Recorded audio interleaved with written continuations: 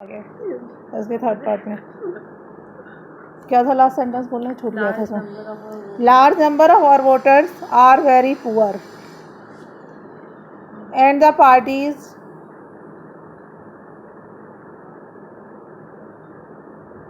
Do not like to lose their votes. Party जिनका vote नहीं खोना चाहती है।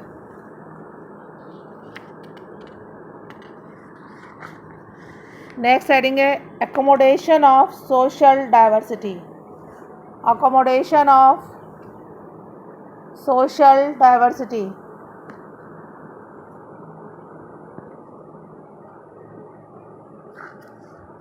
ये कहाँ है? देखिए इसका मतलब क्या है।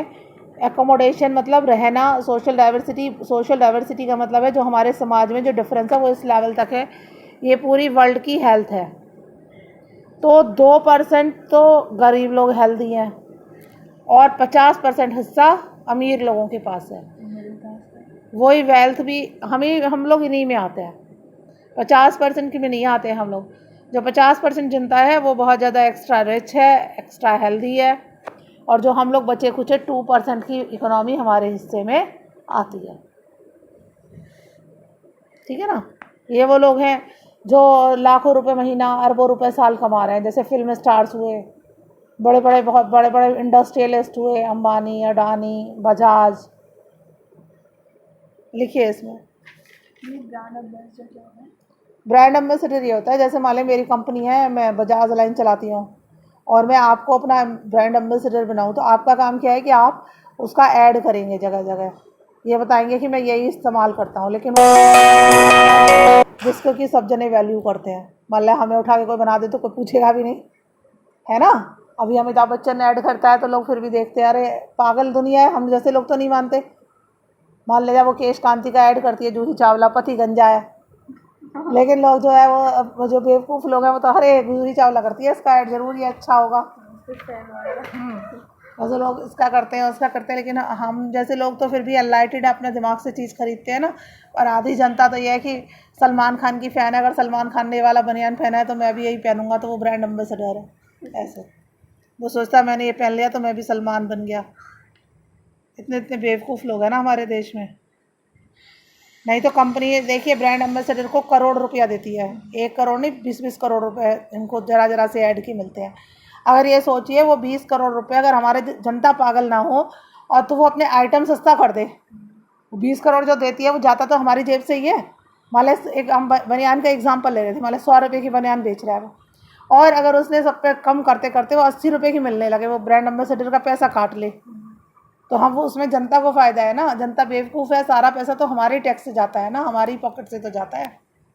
लिखिए अब इसमें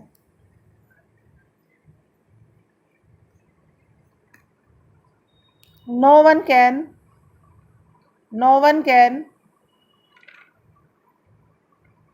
fully and permanently resolve no one can fully and permanently resolve RESOLVE resolve मतलब सॉल्व करना the conflicts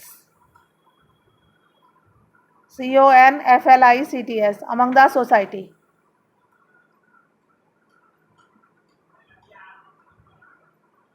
मतलब कोई भी ऐसा नहीं है कि जो सोसाइटी के अंदर होने वाले इंटरनल झगड़े हैं, चाहे वो रिलीजन बेसिस पे हो, कास्ट पे हो, एजुकेशन पे हो, उसको सॉल्व कर सके वो कोई भी नहीं कर सकता।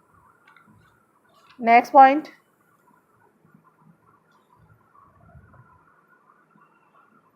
In democracy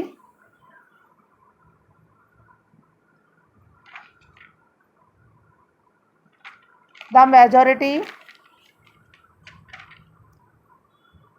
always needs to work with the minority।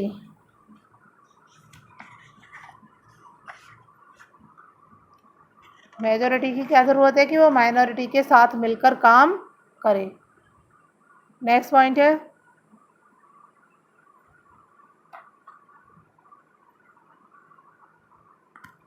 Majority should not be on the basis of caste, colour और रिलीजन। मेजोरिटी कभी भी जाति और धर्म के आधार पे ना हो। मतलब हम चुनाव लड़े, वोट मिले, वो चीज़ अलग है। और सरकार में जैसे अब हमारे देश में आपने देखा कि हमारे जो पहले आपके प्राइम मिनिस्टर्स वो प्रेसिडेंट्स बने हैं तो मुस्लिम भी थे, APJ अब्दुल कलाम, और अभी भी शेड्यूल कास्ट हैं शायद, कौन से हैं मैं नाम भूल रही हूँ, रामनाथ कोविंद। उससे पहले ज्ञानी जैल सिंह थे, वो सिख थे। तो वो क्या है, हमने हर धर्म के लोगों को बनने का अधिकार दिया है, लेकिन पाकिस्तान में कभी भी कोई हिंदू हायर पोस्ट पे नहीं आ सकता। अगला हेडिंग है dignity and freedom of the citizens. Dignity and freedom of the citizens. Pakistan democratic country नहीं, कहने के लिए डेमोक्रेटिक है, पाकिस्तान में तो कभी डेमोक्रेसी से सिलेक्ट की गई गवर्नमेंट रहती ही नहीं है, हमेशा आर्मी वाले रहते हैं। और इवन वहाँ के प्राइम मिनिस्टर को हैंग कर देते हैं, कितनी बार कर दिया, फांसी लगा देना, मार डालते। इमरान खान को भी पलट देंगे किसी भी दिन, फांसी भी लटका पड़ा हो, तख्ता पलट कहते हैं उसे, या देश से निकाल देते हैं। जैसे नवाज शरीफ है, ब्रिटेन में रह रहा है। हाँ, वो डिक्टेटरशिप ही चलती रहती है। देखिए, इन कामों के लिए जो डिग्निटी एंड फ्रीडम है, इस केस में डेमोक्रेसी बेटर है। तो democracy is better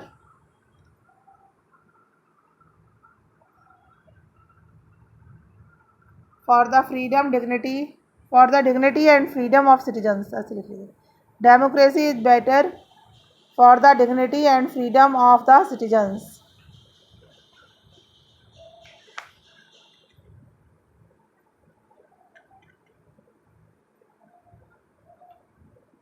next point, maximum societies were male dominated. पुराने ज़माने में जितनी भी सोसाइटीज़ थी वो कैसी थी, मेल डोमिनेटेड। मेल डोमिनेटेड का मतलब आदमियों का अधिकार होता था। जैसे कि क्यों होता था कि ये माना गया था कि आज लड़के ही पढ़ेंगे, लड़कियां पढ़ेंगी नहीं। लड़के पढ़ेंगे तो पैसा लड़के कमाएंगे। हर घर में आप देखिए किसकी सबसे ज़्यादा ज़रूरत है, पैसे की। तो जिसका पैसा उसका ज़्यादा राइट हो गया। जबकि औरतें भी पूरा घर का काम करती थी, सब कुछ मेंटेन करती थी, लेकिन उनको कभी इक्वल राइट नहीं दिया जाता था। इसीलिए उनके साथ मारपीट होना, उनको इज्जत ना मिलना, तो ये बहुत कॉमन होता था। तो यही बताया। लिखिए, after a long struggle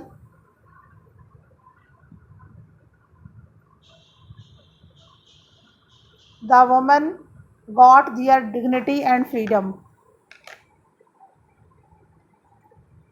low, the women got there dignity and freedom. Next, it took a long struggle. Next point है, it took a long struggle and time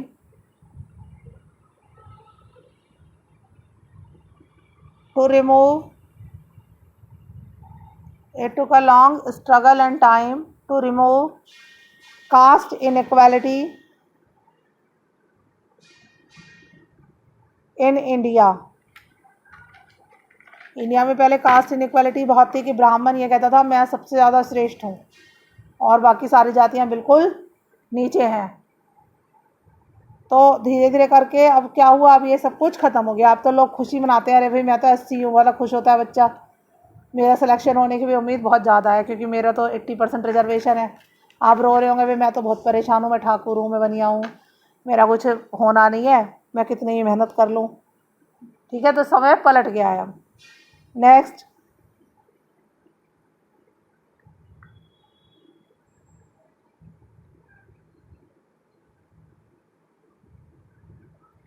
the people get some benefits in democracy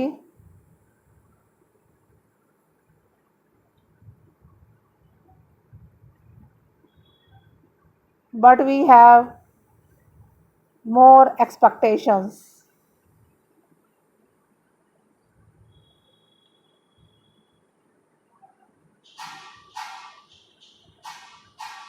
अब ये finish हो गया chapter, ये इसके questions हैं।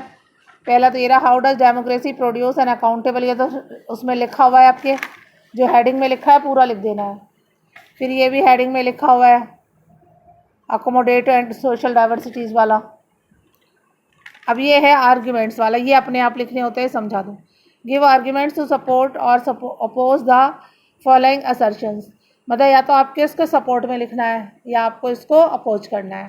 तो पहला है इलस्ट्रेटेड कंट्रीज इंडस्ट्रियलाइज्ड है, कैमरे में से कम दिखता है।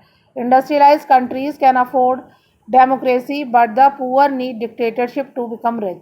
ये कह रहा है इंडस्ट्रियलाइज्ड कंट्रीज जो हैं वो तो डेमोक्रेसी बर्दाश्त कर सकते हैं, लेकिन जो पुअर कंट्रीज़ हैं उनको डिक्टेटरशिप की ज़रूरत है अमीर बनने के लिए, पुअर कंट्रीज को। तो इसका एक आर्ग्यूमेंट लिखना है, लिख लीजिए, मैं पहला आर्ग्यूमेंट लिखवा दूँ। फर्स्ट का answer,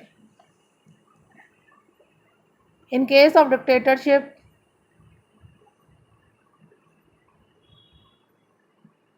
all the powers are in the single hand, all the powers are in the single hand, and that person can take, that person जो भी उस समय बना हुआ होगा dictator, and that person can take single-handedly all decisions for the betterment of the country, for the betterment of the country। अगर कोई दिमाग वाला आदमी बन जाए ना डिक्टेटर, जैसे योगी जी अकेले बन जाए, फिर उनके साथ और जनता का कुछ ना हो, जो हमें लेना है करना है तो करना है, इसलिए। और डेमोक्रेसी में क्या होगा कि आप पीपल इज, हम अगर डेमोक्रेसी के फेवर में उसमें लिखने लगे अपोज में तो हम क्या लिखेंगे, in case of democracy our leader is not free to take all the decision single handedly, he has too much restrictions, there are many laws and regulations which abide him to take the right decisions। Next question है, democracy can't reduce inequality of incomes between different citizens, ये पीछे लिख चुके हैं।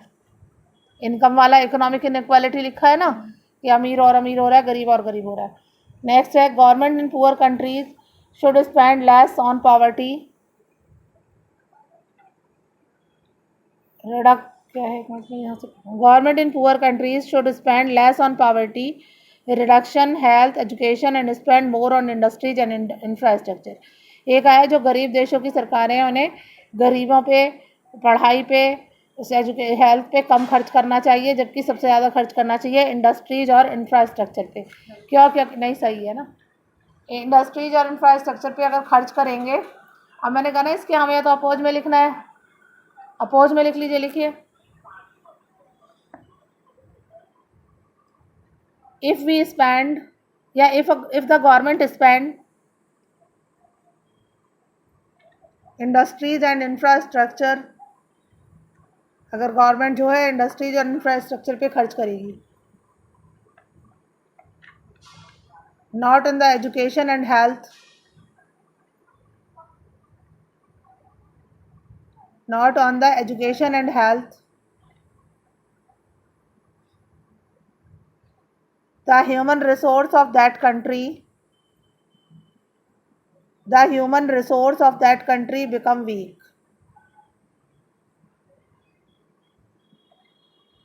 इसके favour में कौन सा पॉइंट हो, for the progress of a country,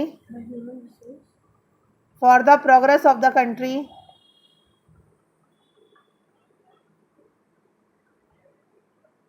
enlightened human beings are very important, enlightened human beings are very important।